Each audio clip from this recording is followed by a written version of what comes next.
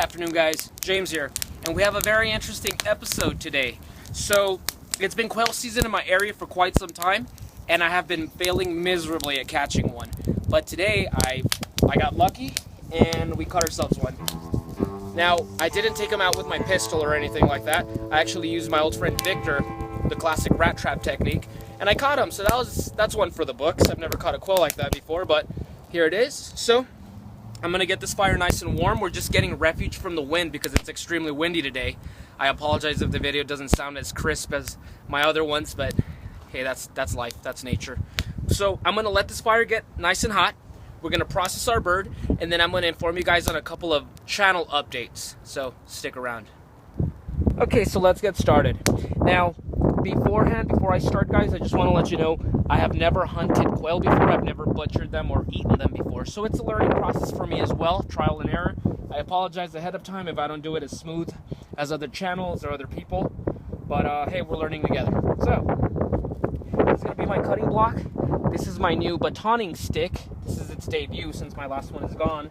Okay, so we're gonna begin by removing the head, the wings, and the tail.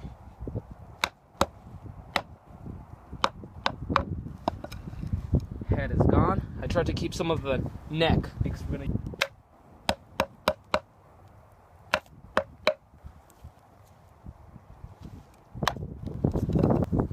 breastbone meets its back legs.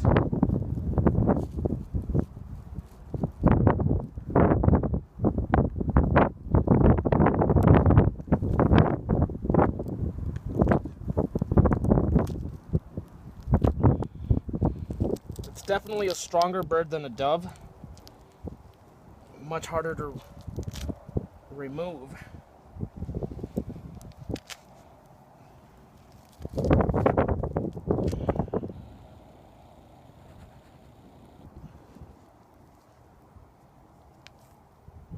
Remove the skin. And there is the breast.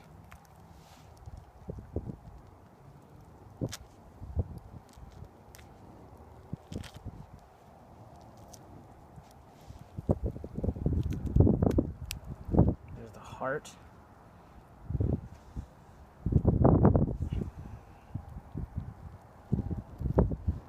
Small little heart. The crop gizzard, remove that. And this is normally the neck, and normally you would push this back and remove the insides. I found that out from another channel, Arizona AZ Quail Hunter, something like that. Mine did not go as planned, so mine's a lot messier than he did. But, well, we got this done. So we got the heart, and we got the dove, the breast. Now the legs are edible as well. The skin, so I can get rid of all these feathers. And yeah, I understand that this was not as smooth as when I did the dove video. Similar bird. I mean, they're related. Pop this out, pop this leg bone out. So I can just cut this out with my knife. There you go. I'll have to rinse this out before I put them to cook so I can remove all these small feathers. Okay, remove the skin on this side as well.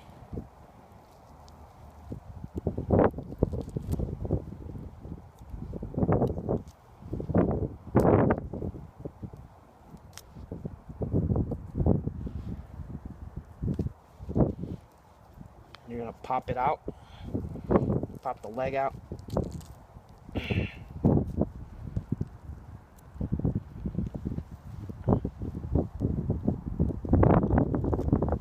And that was a mess that I just did. These are the intestines. We don't need to eat them. You can use this for bait if you wish. Okay, let me just remove all this mess I have here.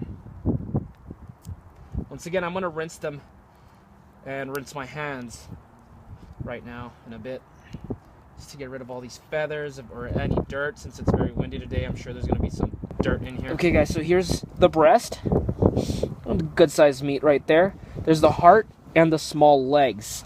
Now, this is not a textbook example of how to do this, guys. This is my first time. I didn't do it as smooth as I do other game that I'm used to processing. You know, with repetition comes just, you know, a smoothness to things. So this is my first one. It's a little rough, but I'd say these are pretty decent. So let's go ahead and start placing them on here.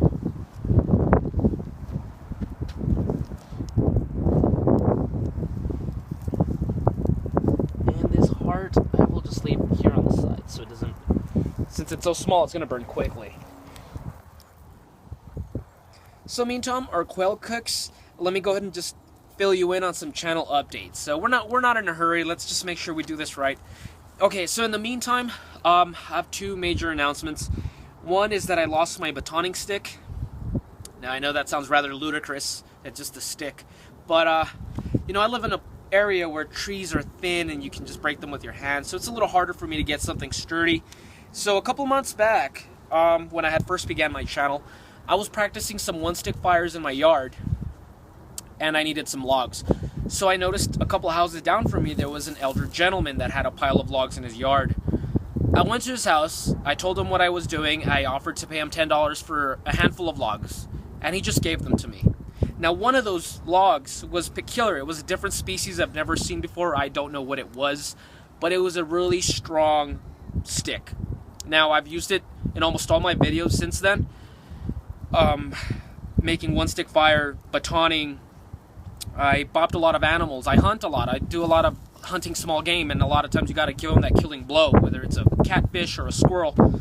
So I used it a lot. And recently, when I was doing 2 videos ago, when I was doing the Victorinox, the trout fishing segment, when I caught a trout, I was 2 hours away in Cloudcroft, New Mexico, and I got it out of my truck, my stick, and I bopped the trout. We shot that footage, and I forgot it there. So chances are it's not even there. It was by a stream. We've had rain, so chances are it was washed away. This morning, I saw this off of a mulberry tree, and I can already tell it doesn't have the same strength that the other one, the density that the other one had. So I'm a little bit bummed out about that. I used it in almost all my videos, guys. So a moment of silence for our fallen comrade, my batoning stick, my old batoning stick.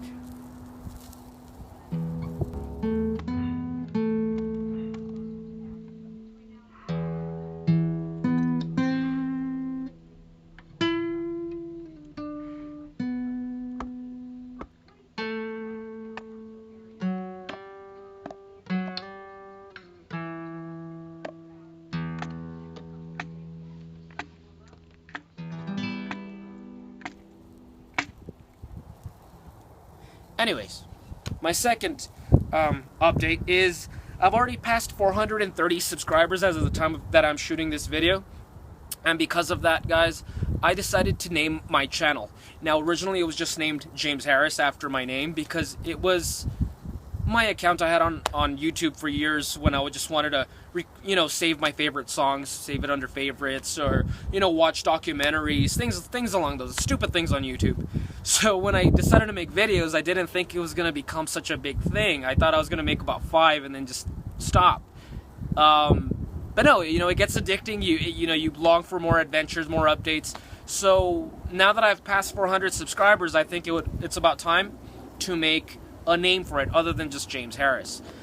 So after a lot of thinking, a lot of speaking to a lot of friends some friends that helped me shoot the video, like my cameraman, my girlfriend that helps me out with that, as well as some good viewers, some loyal viewers that are always watching my stuff, always giving their input, I decided to name the channel Junkyard Fox.